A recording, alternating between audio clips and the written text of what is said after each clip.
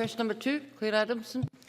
Thank you, Presiding Officer. To ask the Scottish Government how it is tackling severe and extreme poverty in Scotland. Cabinet Secretary Alex.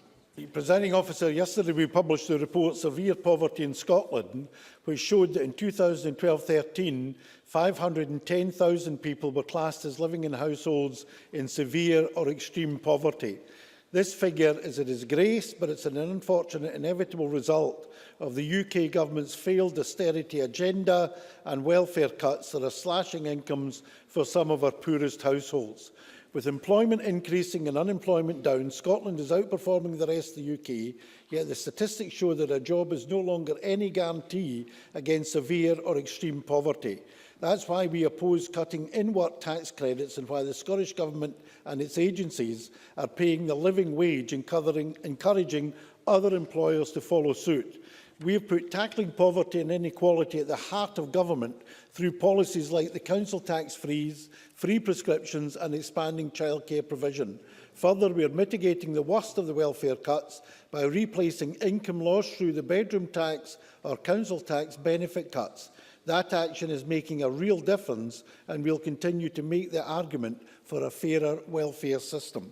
Clare Adamson. Can I thank the Cabinet Secretary for his answer? Last week, the Welfare Reform Committee heard from Professor Fothergill of Sheffield Hallam University, who told members that in-work households can expect to lose around £730 million a year as a result of welfare cuts.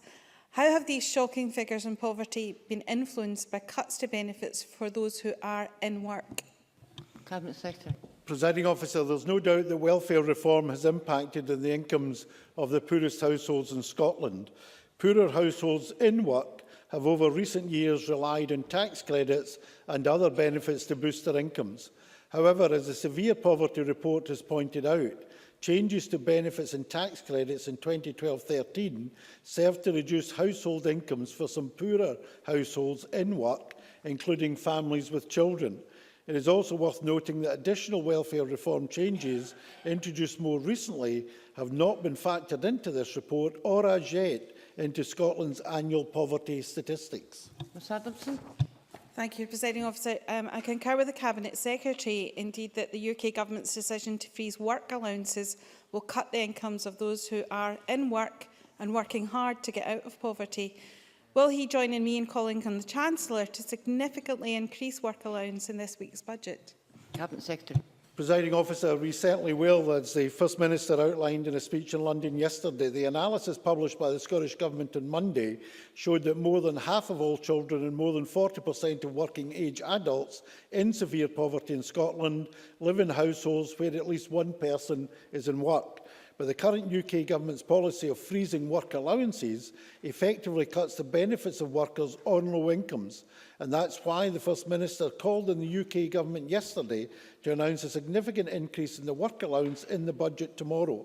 Increasing the work allowance would help secure that those in work but in low incomes have a better chance of lifting themselves and their families out of poverty, and it would substantially boost the welfare to work incentive that would be available.